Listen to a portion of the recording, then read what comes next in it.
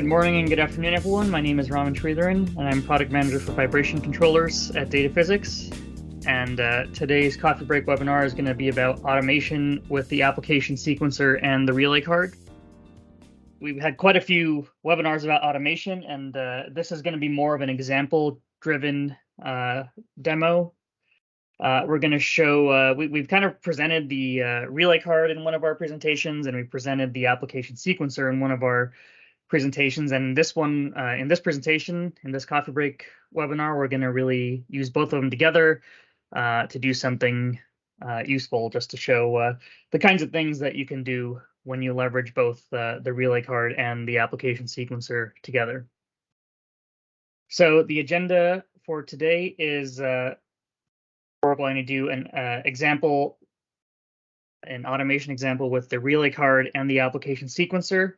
And that specific example is going to be changing the test level based on an external signal. So if you've got a thermal chamber or some other type of controller that's sending us, you know, a plus 5 volts or a plus 10 volts or 24 volts signal that tells us, hey, you know, change the test level, go to 0 dB, go to minus 6 dB, that sort of thing.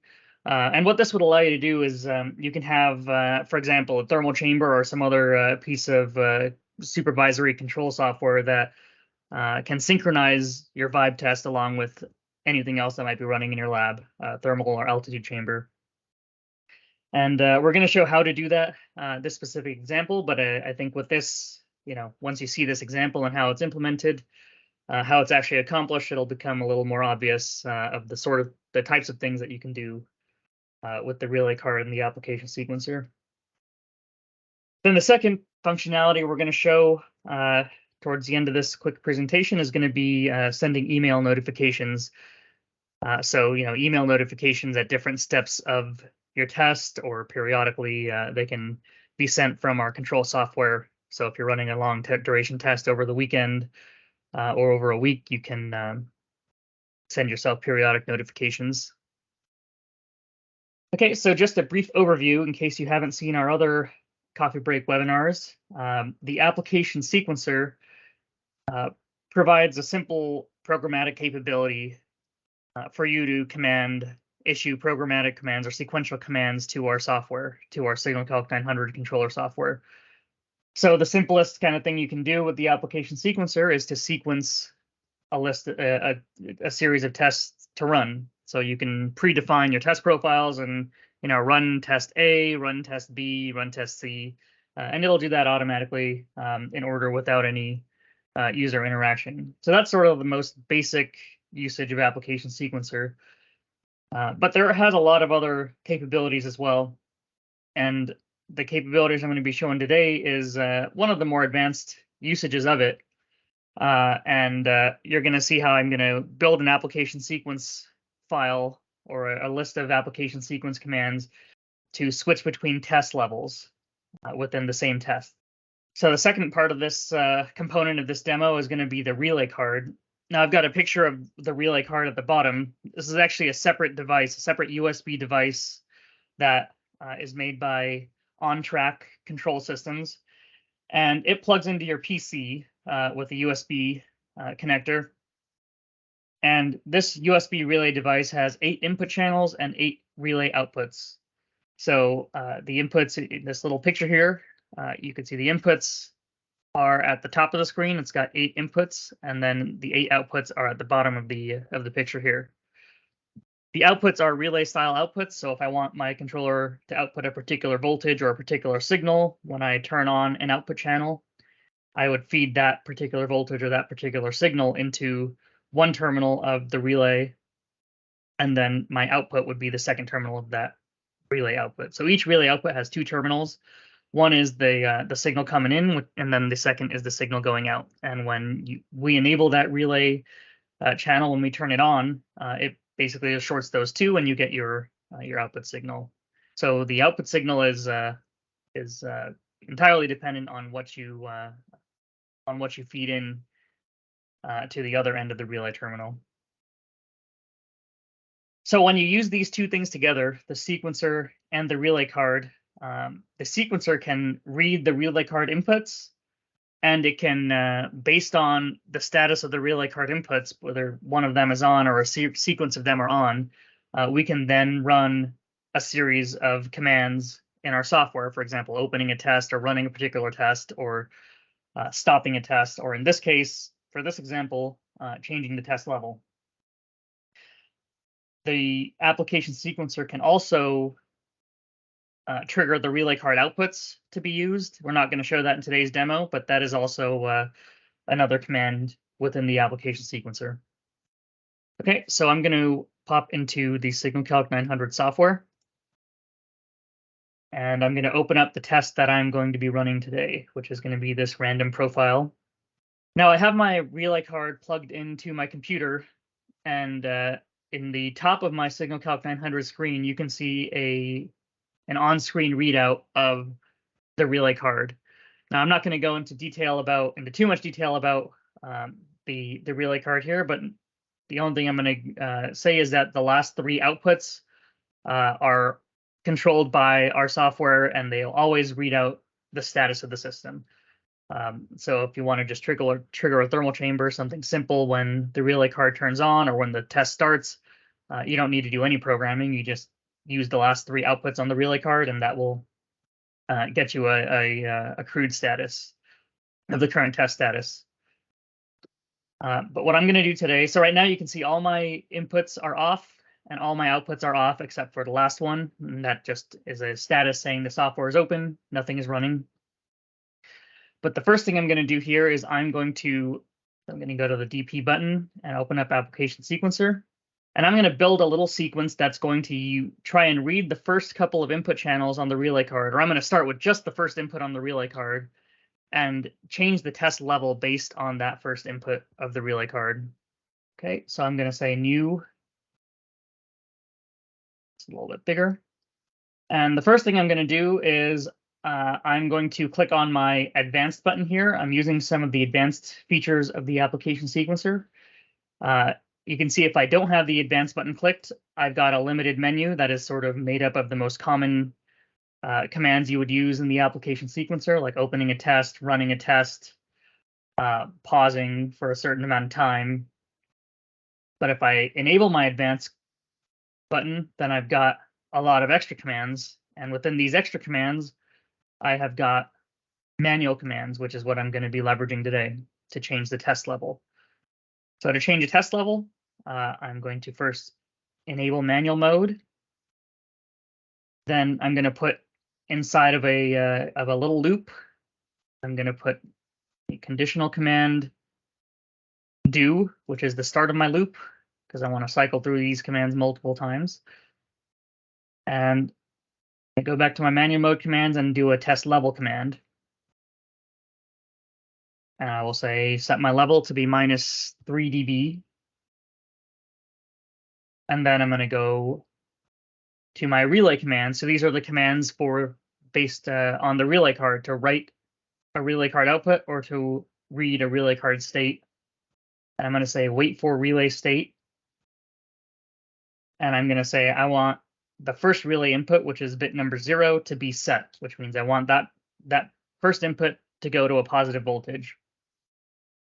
And so it's going to execute these two commands. And after it does that, I want it to go to the next level, say 0 dB. So instead of going through the menus again, I'm just going to highlight these two and right click and say copy. And so now I've got those two copied down here. I'm going to change my level to 0 dB. And after it goes to 0 dB, I want to then wait for that first relay card input, bit number 0, to be cleared. So I want it to go back to 0 volts. Okay, so I'm going to check continue on fail here. And so first I'm going to, in a loop, set my level to -3 dB, wait for the first input to be set the level to 0, then wait for this first input to be cleared. And to complete this loop, I'm going to go back to my conditional commands and say loop. And I'll say I want to loop through it one extra time. So it'll execute it once, and then it'll loop through it one more time. And after it completes this loop, I'm going to go to test commands and say I want to stop my test and end my test. Okay, so this is the complete relay commands to the complete application sequencer commands to read my relay card input and change my test level based on that. Okay, I'm going to make this window a little smaller, and I'm going to start my test. So I have a small desktop shaker connected with a beam on top of it.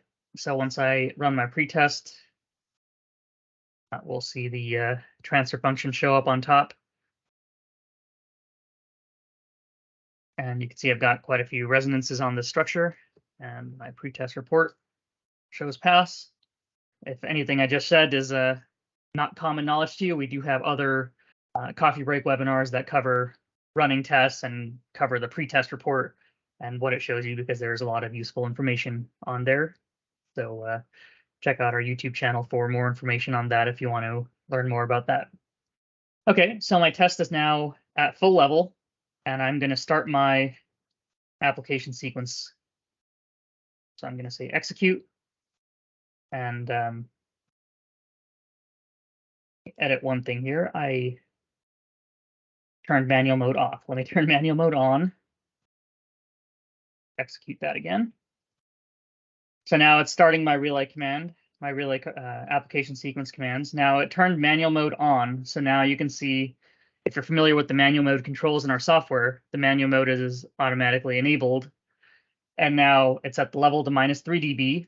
So you can see in my test level here, it's at -3 dB, which is about 0.17 of a G. And it's waiting for my relay card input to see a positive voltage.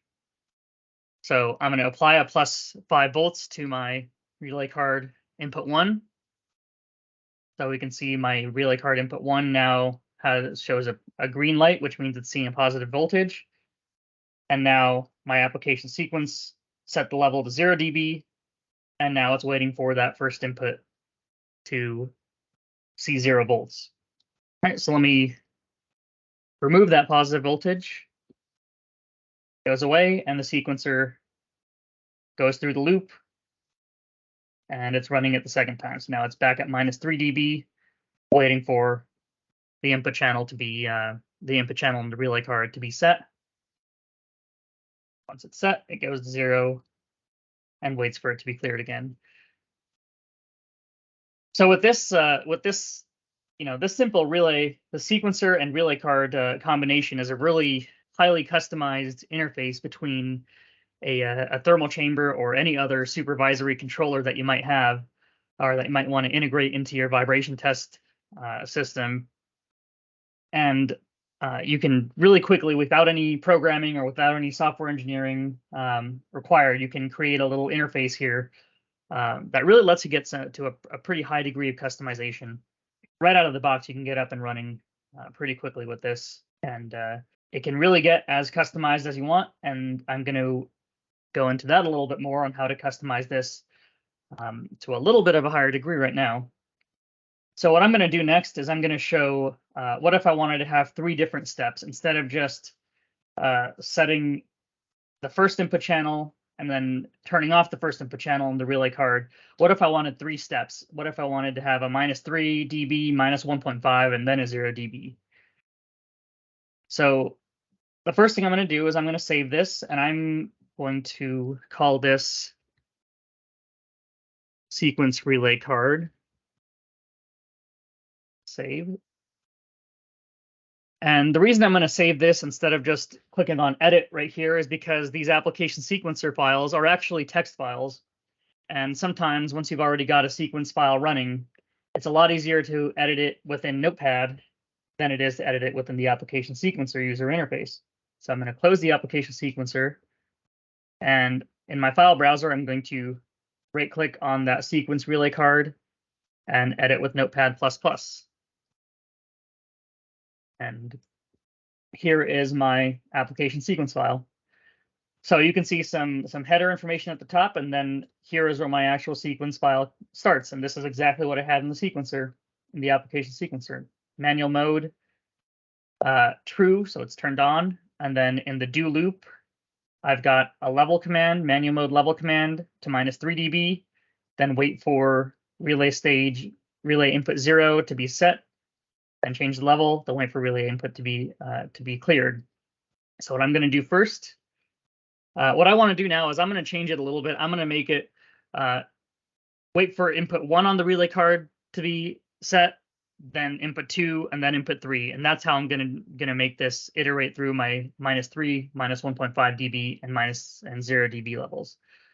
So first, let me copy these two commands and then just paste them again. So I'm gonna edit them from here.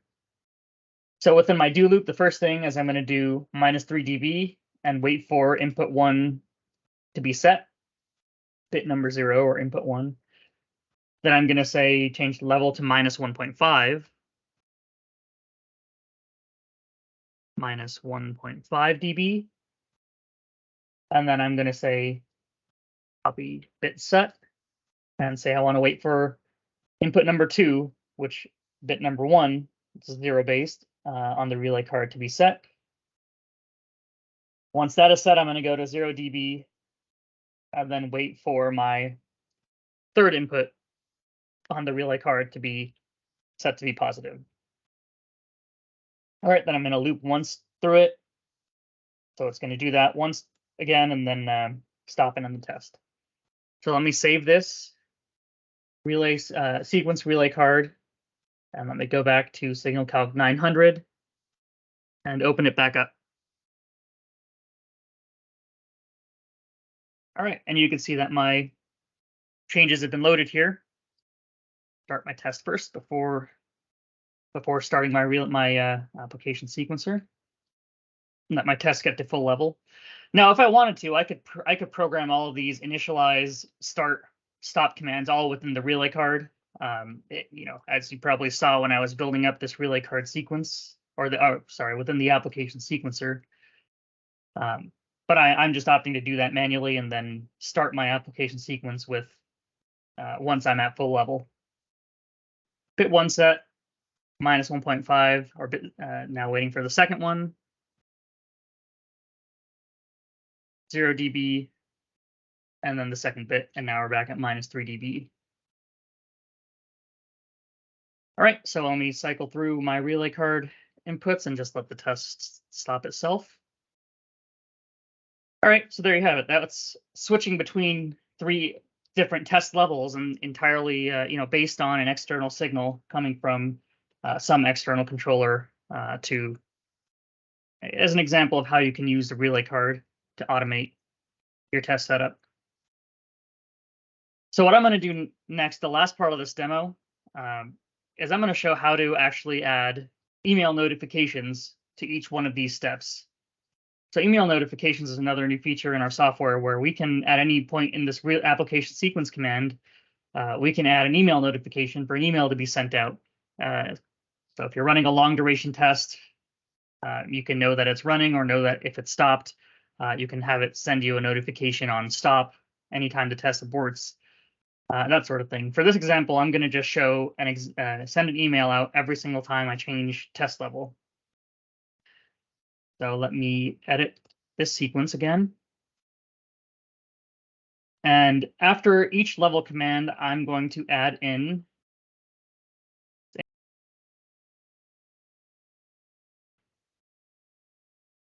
send email. All right, so in my to email, I have you put the email address you want to send to. So this is going to this email address and the display name. I'm going to put EP900, and this is going to be who the email is from. Subject, I'm going to say test level change. And then the body, I'm going to say test level -3 dB. Okay, and I'm going to place that right after it goes to the -3 dB level. I'm going to copy that and put another one after minus 1.5 dB. 1.5 dB. Copy that and put it down below 0 dB. 0 dB. Okay, so now this is going to send an email after each one of these level changes. And now there's a lot of different settings to get email notifications working. Those settings are in the DP menu in the top left corner. If you go to email credentials, this is where it shows you what email, what the outgoing email server and an email address that it's going to use. So if you have all those email details, you can enter them here. Now I happen to have Microsoft Outlook configured on this computer, which is the simplest way. If you've got that already running on your computer, you can just check use Outlook, and it will just use Outlook, whatever your default email account is in Outlook, and it'll send through that. So now let me go ahead and start this test. So run 13. Let it get to full level. And now let me, while this is getting to full level, let me show you my dummy email account. So I've got no new emails yet because my test hasn't yet started. Right. Once we're at full level, right, I'm going to execute my application sequence. We're going to go to minus 3 dB, and you can see it just sent an email. It crossed that line. If I go to my Gmail inbox, now I've got my email test level change, test level minus 3 dB. And now it's waiting again for my relay card. Apply my positive voltage, minus 1.5 dB, email sent. I go back to my inbox, and if I come back, there it is, minus 1.5 dB, test level minus 1.5 dB. All right, and the rest of the sequence is operating just as normal, waiting for the relay card to change states. And as I do change my relay card inputs, it goes through and continues sending emails and changing the test level. Let me just change my relay inputs and let it complete my test. And if I go to my email inbox, you can see I've got my new emails for my test level changes. All right, I think this presentation really showed one specific example of how to do two specific things with the relay card, but I hope this is kind of gives you an idea of the level of customization that you can get just with our application sequencer and relay card, and the kind of things that you can do with these two automation tools. So I'd like to thank you for watching. Thank you for attending. If you have any questions, please reach out to myself, Raman Sridharan at dataphysics.com, or your local data physics rep. And you can find a lot more information on our products at dataphysics.com.